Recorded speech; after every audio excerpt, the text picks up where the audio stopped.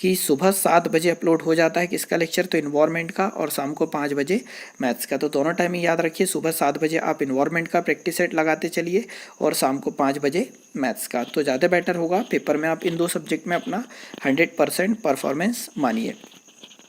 तो यार सबसे पहला क्वेश्चन है कि निम्न में से कौन अंतर्राष्ट्रीय, ठीक है, निम्न में से कौन सी होगा ये, निम्न में से कौन सी अंतर्राष्ट्रीय संस्था पूरे विश्व में पर्यावरण सुरक्षा की देखभाल करती है, ठीक है, मतलब पूरे वर्ल्ड में पर्यावरण सुरक्षा की देखभाल कौन करता है।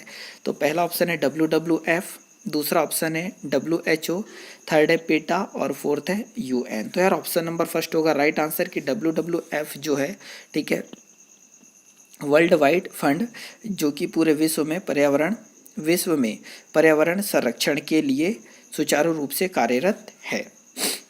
अगला देखते हैं क्वेश्चन नंबर सेकंड की कीटनाशकों के अत्यधिक इस्तेमाल से क्या होगा, ठीक है। यदि हम कीटनाशक का इस्तेमाल करते हैं तो अत्यधिक अगर इस्तेमाल करने लगे तो इससे क्या होगा, तो पहला ऑप्शन है वायु प्रदूषण, दूसरा है ध्वनि प्रदूषण और थर्ड है जल प्रदूषण और फोर्थ है उपरोक्त सभी। तो यार देखो ध्वनि प्रदूषण कीटनाशक से होता नहीं है, मतलब उपरोक्त अब जैसे सेकंड ऑप्शन हमने काट दिया, मतलब डी भी आंसर तो हो ही नहीं सकता। अब वायु प्रदूषण भी नहीं होगा, ऑप्शन नंबर थर्ड होगा राइट आंसर कि कीटनाशकों के अत्यधिक इस्तेमाल से होता है तो जल प्रदूषण। क्वेश्चन नंबर थर्ड देखते हैं कि लवण को जल का अवशोषण करता है, ठीक है, लवण जो जल का अवशोषण करता है कहलाता है, मतलब यार इस प्रकार का लवण जो कि जल का अवशोषण करता है कहलाता है, ठीक है। तो पहला ऑप्शन है हाइड्रोस्कोपी लवण, सेकेंड है एनहाइड्राइड लवण और थर्ड है हाइड्रोफिलिक लवण और फोर्थ हो जाएगा हाइड्रोफोबिक लवण। तो यार इसमें से कोई भी आंसर नहीं है, ठीक है, ये सारे के सारे जो लिखे हैं इसका आंसर हो जाएगा हाइग्रोस्कोपी लवण, ठीक है। हाइग्रोस्कोपी जो लवण होगा वह सबसे ज़्यादा जल का अवशोषण करता है, याद रखिए, ठीक है, हाइग्रोस्कोपी, ठीक है, हाइग्रोस्कोपी लवण जो होगा वह सबसे ज़्यादा जल का अवशोषण करता है, मतलब इन चार ऑप्शन में से कोई आंसर नहीं होगा ये। क्वेश्चन नंबर फोर्थ देखते हैं कि पारिस्थितिकी तंत्र, ठीक है, जो पारिस्थितिकी तंत्र एवं प्राकृतिक अधिवासियों, ठीक है, आदिवासियों का संरक्षण तथा उनके प्राकृतिक वातावरणों में प्रजातियों का जीवन क्षम जनसंख्या का रखरखाव एवं प्रतिप्राप्ति के लिए प्रयुक्त पद है, ठीक है। तो ऑप्शन नंबर पहला है कोड संरक्षण, सेकंड है स्वस्थानीय संरक्षण और थर्ड है अपस्थानीय संरक्षण और फोर्थ हो जाएगा इसका परिधीय संरक्षण, ठीक है। तो यार ऑप्शन नंबर थर्ड होगा इसका राइट आंसर कि अपस्थानीय संरक्षण के अंतर्गत पारिस्थितिकी तंत्र एवं प्राकृतिक अधिवासों, ठीक है, का संरक्षण एवं उनके प्राकृतिक वातावरणों में प्रजाति का जीवन क्षम जनसंख्या का रखरखाव एवं प्रतिप्राप्ति के लिए प्रयुक्त पद है क्या, तो अपस्थानीय संरक्षण। अगला देखते हैं क्वेश्चन नंबर फिफ्थ की भद्रासन में बैठने की स्थिति खालिस्तान भी कहलाती है, ठीक है। योगा जैसे हमारे सिलेबस में दे रखा है तो उसका क्वेश्चन है कि भद्रासन में बैठने की स्थिति खालिस्तान भी कहलाती है।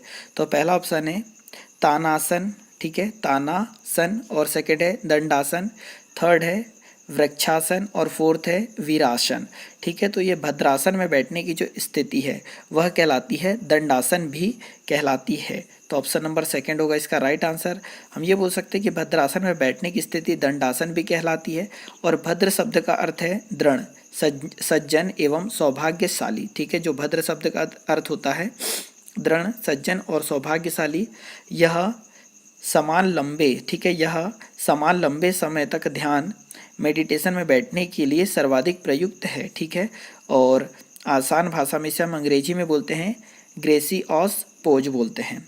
अगला देखते हैं क्वेश्चन नंबर 6 की विश्व उष्मायन के लिए निम्न में से कौन एक कारक है, ठीक है। विश्व उष्मायन के लिए मतलब जो वर्ल्ड में मैक्सिमम जो हीट बढ़ रही है उसके लिए निम्न में से कौन सा एक कारण है। तो पहला ऑप्शन है वाहनों से निकलने वाली गैस, सेकंड है पेड़ पौधों से निकलने वाली गैस, थर्ड है भट्टियों से निकलने वाली गर्म हवा और फोर्थ है रसोई गैस।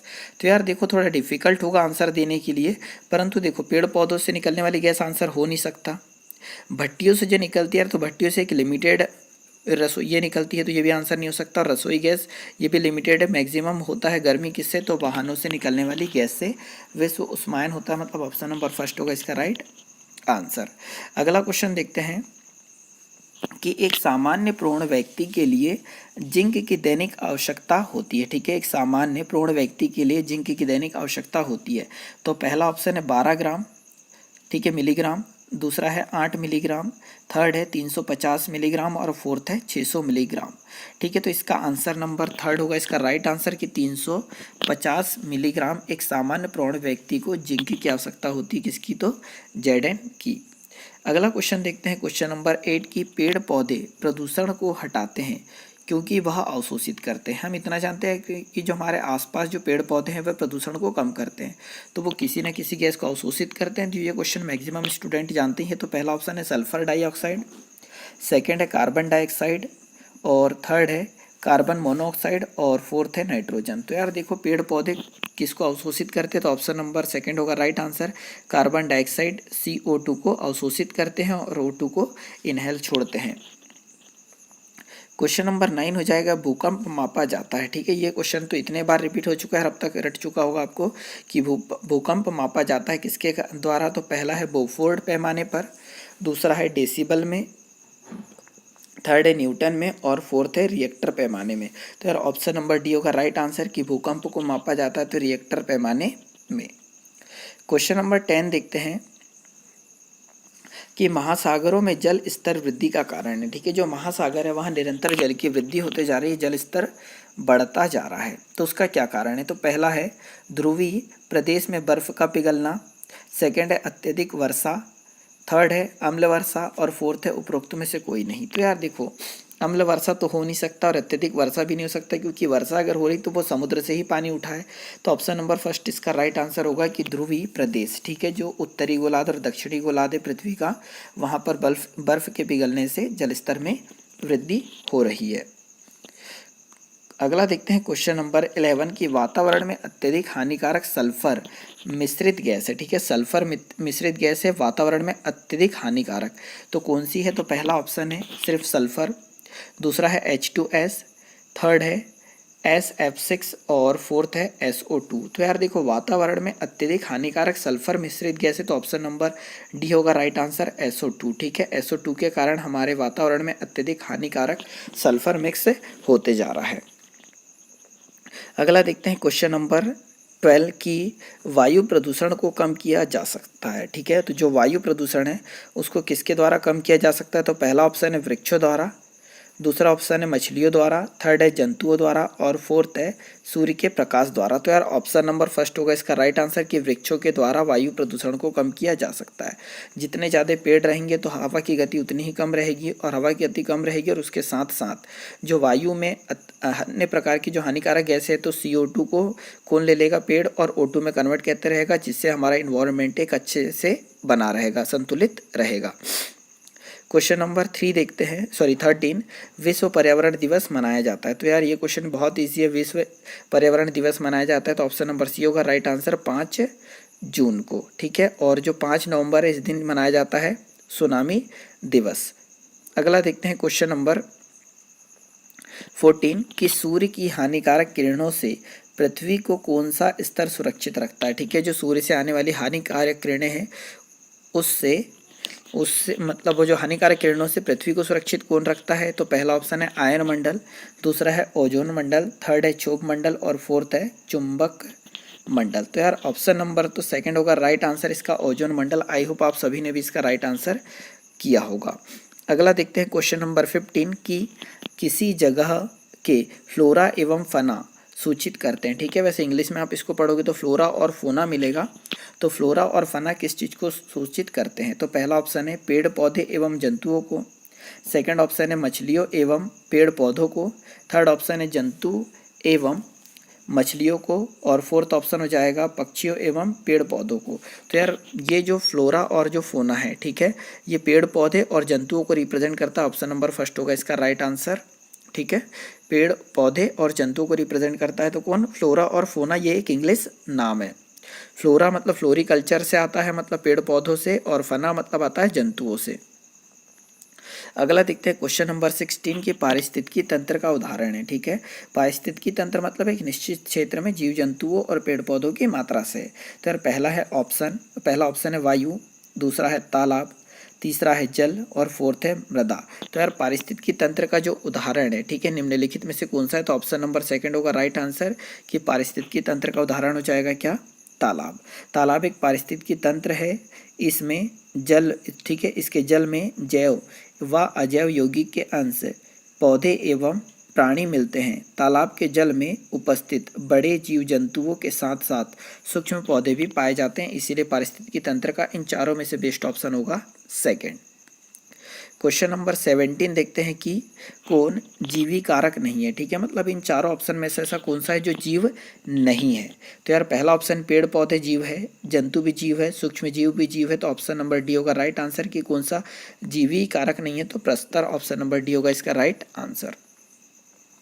क्वेश्चन नंबर 18 देखते हैं कि अधिकतर पेड़ पौधे पाए जाते हैं। ठीक है, तो जो अधिकतर पेड़ पौधे पाए जाते हैं तो पहला ऑप्शन है स्थल मंडल में, सेकेंड ऑप्शन है जल मंडल में, थर्ड है वायुमंडल में और फोर्थ है प्रकाश मंडल में। तो यार इसका आंसर भी बहुत ही ईजी होगा, ऑप्शन नंबर फर्स्ट है राइट आंसर कि स्थल मंडल में अत्यधिक पेड़ पौधे पाए जाते हैं। अगला देखते हैं क्वेश्चन नंबर 19वां कि अन्य मृत जंतुओं का निर्वाह करने वाले प्राणी को कहते हैं। ठीक है, अन्य मृत जंतुओं पर, ठीक है, मतलब जो भी मर जाते हैं जीव जंतु उन पर निर्वाह करने वाले प्राणियों को क्या कहा जाता है? तो पहला ऑप्शन है पैरासाइट्स, सेकेंड है डीकम्पोजर, थर्ड है स्क्वेंचर और फोर्थ है ऑर्नोवोर। ठीक है, तो यार ऑप्शन नंबर सी होगा राइट आंसर। स्क्वेंचर कहा जाता है मतलब ऐसे जीव जंतु जो कि मरे जीव जंतुओं को खाकर अपना जीवन निर्वाह करते हैं, तो उन्हें क्या कहा जाता है? तो स्क्वेंचर कहा जाता है। ऑप्शन नंबर सी होगा राइट आंसर। क्वेश्चन नंबर 20 देखते हैं कि CNG संक्षिप्त रूप है। ठीक है, मतलब CNG का फुल फॉर्म क्या है ये पूछा है। तो यार हम जानते हैं C से आता है कंप्रेस्ड, CN से आता है नेचुरल गैस। तो यार ऑप्शन नंबर सेकंड होगा right answer, compressed natural gas CNG का फुल फॉर्म होगा। ऑप्शन नंबर सेकंड है राइट आंसर। क्वेश्चन नंबर 21 देखते हैं कि निम्न में से कौन विश्व उष्मायन का कारण है। मतलब यार ये क्वेश्चन पहले भी आया पर वहाँ कुछ अलग प्रकार से था, यहाँ अलग प्रकार से कि निम्न में से कौन सा विश्व उष्मायन का कारण है, मतलब उष्मा किसकी वजह से अत्यधिक बढ़ रही है। तो पहला है जल प्रदूषण, सेकंड है मृदा प्रदूषण और थर्ड हो जाएगा वायु प्रदूषण और फोर्थ है ध्वनि प्रदूषण। तो देखिए विश्व उष्मायन मतलब हमें वायु का गर्म लगना मेन वही होता है। ठीक है, उसी को हम विश्व उष्मायन बोलते हैं। तो यार स्पेशली आंसर हो जाएगा थर्ड इसका आंसर, वायु प्रदूषण के कारण विश्व उष्मायन का मुख्य कारण ये होगा। अगला देखते हैं क्वेश्चन नंबर 22 की महासागर पृथ्वी पृष्ठ के अधिकांश जगह, ठीक है, महासागर पृथ्वी पृष्ठ के अधिकांश जगह आवर्त किया है। ठीक है, मतलब ये बोल सकते हैं जो लगभग है, हम ये बोल सकते हैं कि महासागर पृथ्वी पर कितने भाग में है या कितने अंश में है। ठीक है, तो हम इतना जानते हैं कि जो इसमें टोटल जो महासागर की अगर हम बात करें तो देखो 1/4 तो क्या है हमारा स्थल मंडल है, और 1/4 अगर स्थल मंडल है तो जल मंडल कितना होगा 3/4। मतलब ऑप्शन नंबर फर्स्ट होगा राइट आंसर कि महासागर पूरी पृथ्वी पर कितना है तो 3/4 है। क्वेश्चन नंबर 23 देखते हैं कि प्रयोगशाला विधि में महत्व दिया जाता है। तो पहला ऑप्शन है प्रयास एवं त्रुटि को करके, सेकेंड है सीखने के सिद्धांत को और फोर्थ है अनुभव को और उपरोक्त सभी। तो यार प्रयोगशाला विधि में महत्व किस चीज़ को दिया जाता है? तो ऑप्शन नंबर सेकेंड होगा राइट आंसर, सीखने के सिद्धांत को प्रयोगशाला विधि में यूज़ किया जाता है। हम ये बोल सकते हैं कि सिद्धांत, ठीक है, प्रयोगशाला विधि में करके सीखने के सिद्धांत को विशेष महत्व दिया जाता है। इस विधि से प्राप्त ज्ञान स्थायी होता है जिससे छात्रों में आत्मविश्वास पैदा होता है। इसके अतिरिक्त यह विधि विद्यार्थियों को प्रयोगात्मक रूप से अपनी समस्याओं को हल करना सिखाती है। इसीलिए ऑप्शन नंबर सेकंड होगा इसका राइट आंसर। क्वेश्चन नंबर 24 देखते हैं कि निम्न में से कौन वायु प्रदूषण का एक उदाहरण है। ठीक है, निम्न में से कौन सा वायु प्रदूषण का एक उदाहरण है? तो पहला है कुआ लिख दिया, वैसे यहाँ कुहासा आएगा। ठीक है, कोहरा और कुआसा। सेकेंड ऑप्शन है वाहनों से निकलने वाली गैस, थर्ड है जलती लकड़ी या चारकोल से निकली गैस और फोर्थ है उपरोक्त सभी। तो यार स्पेशली वायु प्रदूषण की बात हो रही है तो धुआं और कुहासा से भी होता है, मतलब पहला भी सही है, दूसरा भी सही है, थर्ड भी सही है, इसीलिए ऑप्शन नंबर डी होगा राइट आंसर। ठीक है, अगला देखते हैं क्वेश्चन नंबर 25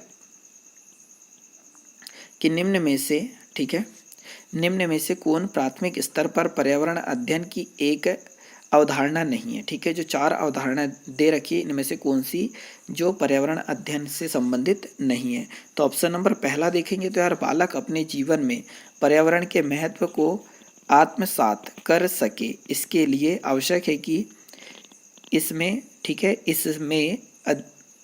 इसमें संबंधित शिक्षा को प्राथमिक स्तर से पाठ्यक्रम में ही शामिल कर लिया जाना चाहिए। यार बिल्कुल कि जो पर्यावरण अध्ययन को प्राथमिक कक्षा से शामिल कर लिया जाना चाहिए, तो पहला ऑप्शन तो सही है। हमें वह अवधारणा ढूंढना है जो गलत है। सेकंड ऑप्शन पढ़ेंगे, पर्यावरण शिक्षा निरंतर चलने वाली प्रक्रिया है, अतः प्राथमिक स्तर से ही इसका शिक्षण आवश्यक है। तो यार ऑप्शन नंबर सेकंड भी इसका सही है। थर्ड देखेंगे, प्राथमिक स्तर पर पर्यावरण अध्ययन को पाठ्यक्रम में शामिल करने के फलस्वरूप ही बालक भविष्य में पर्यावरण विशेषज्ञ बनकर इस विषय में रोजगार प्राप्त कर सकेगा। तो यार ऑप्शन नंबर थर्ड हो जाएगा इसका राइट आंसर, कि ऐसा कोई ज़रूरी नहीं है कि अगर हम पर्यावरण पढ़ा रहे तो बालक भविष्य में पर्यावरण विशेषज्ञ ही बनेगा और रोजगार ही प्राप्त करेगा। तो ऑप्शन नंबर थर्ड इसका गलत होगा। चाहो तो फोर्थ भी पढ़ लो, पर्यावरण शिक्षा औपचारिक एवं अनौपचारिक दोनों ही प्रकार से चलनी चाहिए और इसकी शुरुआत प्राथमिक स्तर से हो जानी चाहिए। तो यार ऑप्शन नंबर फोर्थ भी सही है, मतलब ऑप्शन नंबर थर्ड होगा इसका रॉन्ग। मतलब पूछा भी यही है कि गलत क्या है, तो सी। अगला है क्वेश्चन नंबर 26 की हवा में उपस्थित ऑक्सीजन का प्रतिशत कितना है। यार तो आई होप आप सभी जानते होंगे। ठीक है, तो ऑप्शन नंबर डी है राइट आंसर, 21% है ऑक्सीजन, और बाकी जो हो जाएगा तो मैक्सिमम इसमें नाइट्रोजन आता है। अगला देखते हैं क्वेश्चन नंबर 27 की परम तापक्रम पैमाना कौन सा है। ठीक है, तो जो परम ताप जो हम बोलते हैं वो किस पैमाने को बोलते हैं। तो पहला है सेल्सियस, दूसरा फ़ारेनहाइट, थर्ड है केल्विन और फोर्थ हो जाएगा यह सभी। तो यार जो परम ताप कहा जाता है वो परम ताप कहा जाता है T = 273 प्लस सेल्सियस, मतलब कहा जाता है स्पेशली ऑप्शन नंबर सी होगा राइट आंसर, केल्विन पैमाने को। ठीक है, जो कि केल्विन पैमाना बराबर से 273 प्लस सेल्सियस पैमाना होता है। ठीक है, तो जो परम ताप पैमाना होता है तो कौन सा, केल्विन पैमाना, ऑप्शन नंबर सी है राइट आंसर। क्वेश्चन नंबर 28 देखते हैं कि प्रकाश संश्लेषण संपादित होता है। ठीक है, जो प्रकाश संश्लेषण है वह कहाँ संपादित होता है। तो यार पहला ऑप्शन है सभी पौधों द्वारा, सेकंड है सभी जंतुओं एवं पौधों द्वारा, थर्ड है सभी हरे पौधों द्वारा और फोर्थ है वायरसों द्वारा। तो प्रकाश संश्लेषण संपादित होता है किसमें, तो सभी हरे पौधों में, ऑप्शन नंबर सी होगा इसका राइट आंसर, क्योंकि सभी हरे पौधों में पाया जाता है क्लोरोफिल। ठीक है, जिसके द्वारा प्रकाश संश्लेषण की क्रिया संपन्न होती है। क्वेश्चन नंबर 29 देखते हैं कि ध्वनि या ध्वनि प्रदूषण मापा जाता है। यार तो ये क्वेश्चन भी रिपीटेड है कि ध्वनि या ध्वनि प्रदूषण मापा जाता है। तो पहला ऑप्शन है फॉर्न से, सेकंड है डेसी से और थर्ड है डेसीबल से और फोर्थ है डेसिमल से। तो यार ऑप्शन नंबर सी है राइट आंसर, डेसीबल से मापते हैं किसको, ध्वनि प्रदूषण को। अगला देखते हैं क्वेश्चन नंबर 30 कि निम्न में से कौन पर्यावरण के लिए हानिकारक है। ठीक है, तो निम्न में से कौन सा पर्यावरण के लिए हानिकारक है। तो कागज, ये तो यार गल जाता है, कपड़ा भी गल जाता है, और फोर्थ धातु, मतलब ऑप्शन नंबर डी है राइट आंसर, प्लास्टिक जो है कि वह पर्यावरण के लिए हानिकारक है। यार लास्ट लेक्चर में 2 क्वेश्चन थोड़े से रॉन्ग हो गए थे, उन्हें देख लेते हैं पहले। ठीक है, तो क्वेश्चन कुछ इस प्रकार से थे कि पहला क्वेश्चन ये 22वां, ठीक है, 22वें नंबर का था कि निम्नलिखित में से किस वर्ग में प्रोटीन की प्रचुरता होती है। ठीक है, तो प्रोटीन की प्रचुरता होती है, मैक्सिमम स्टूडेंटों ने बोला कि सर ये आंसर गलत है, इसका आंसर सी होगा, सोयाबीन, चना और मक्का। तो बिल्कुल मैं आप सभी से सहमत हूँ। ये अलग अलग पुस्तकों से पढ़ने के कारण हुआ, क्योंकि हमने जो पुस्तकें पढ़ी थी तो 3-4 पुस्तकों से हम इन्वायरमेंट अलग अलग से पढ़ने के बाद ही थोड़ा कंबाइन करके पढ़ा रहे हैं। तो उसमें ऑप्शन नंबर सी ही इसका राइट आंसर होगा, क्योंकि सोयाबीन में हुए 40 से 42%, वहीं चना में आ रहा है 22%। परंतु यहाँ देखें तो सेब में प्रोटीन की मात्रा होती है पर उतनी नहीं होती। यहाँ मांस में 22% होता है और दही में होता है 4 से 5%। ठीक है, तो आप लोगों के अनुसार भी बिल्कुल सही था और ऑप्शन नंबर सी ही इसका राइट आंसर है। सोयाबीन, चना और मक्का ये ग्रुप सही होगा जिसमें प्रोटीन की प्रचुरता होगी। एक क्वेश्चन और है क्वेश्चन नंबर 23 की खाद्य संरक्षण के लिए निम्नलिखित में से कौन सा जोड़ा सही नहीं है। ठीक है, तो देखो आलू को खाद्य संरक्षण के लिए रख रहे, तो आलू को चिप्स बनाकर रखा जाता है, सही है। फोर्थ है कच्चे आम को अचार के रूप में रखा जाता है, ये भी सही है। ठीक है, यहाँ पर दूध से पनीर जो बनाते हैं इसको स्कंदित करके बनाते हैं और ज़्यादा दिन तक नहीं रखा जाता, पर सेब से जैम बनता है और इसको भी अत्यधिक लंबे समय तक रखा जाता है। तो हमने आंसर दे दिया था सेब का जैम, जो कि गलत होगा, क्योंकि हमने जो पढ़ रखा था उसमें ये पढ़ा था कि फलों द्वारा जैम बनाया जाता है, बट मैक्सिमम उसमें जो जाम होता है उससे बनाया जाता है। ठीक है, तो इसीलिए हमने आंसर इसे दे दिया था, बट इसका आंसर होगा दूध और पनीर, क्योंकि दूध से स्कंदित कर पनीर बनाया जाता है जो कि अधिकतम दिनों तक नहीं रखा जाता। तो क्वेश्चन कुछ इस प्रकार था, खाद्य संरक्षण के लिए निम्नलिखित में से कौन सा जोड़ा ठीक नहीं है, तो ऑप्शन नंबर सेकंड होगा राइट आंसर। तो यार सभी स्टूडेंटों का बहुत बहुत धन्यवाद कि आप लोगों ने ये दोनों क्वेश्चन बताए कि सर ये गलत हो गए। बाकी कोशिश रहेगी कि आगे से ऐसा कुछ नहीं होगा हमसे। तो यार इस लेक्चर में तो इतना ही, अगले लेक्चर में फिर मुलाकात होगी। अगर लेक्चर अच्छा लगा हो तो लाइक और शेयर ज़रूर करें। फर्स्ट टाइम में यदि आप चैनल पे आ रहे हैं तो चैनल सब्सक्राइब कर लें और कोशिश करें कि आपके मेरे अनुसार 30 में से 30 क्वेश्चन आपके पूरे सही हुए होंगे। और जिन लोगों के सही हुए वो आप अपने नंबर ज़रूर बताएं, ज़्यादा अच्छा मुझे अच्छा लगेगा कि यार जो आप पढ़ रहे हैं ये सारी चीज़ें आपसे बन रही है। तो वीडियो देखने के लिए बहुत बहुत धन्यवाद। जय हिंद, जय भारत। जहाँ भी है सुरक्षित रहिए और अपना ख्याल रखिए।